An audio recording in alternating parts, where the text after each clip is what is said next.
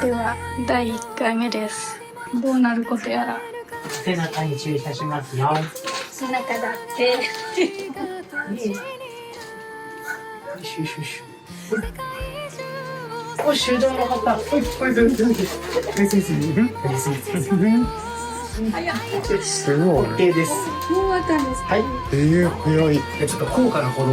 そうですね。荷物を持たないで来ていただきたいので。はい。来週シャンプーなんですよ。その時に一緒にお話を、はい、行きましょうか。伺わせてください。はいお願いします。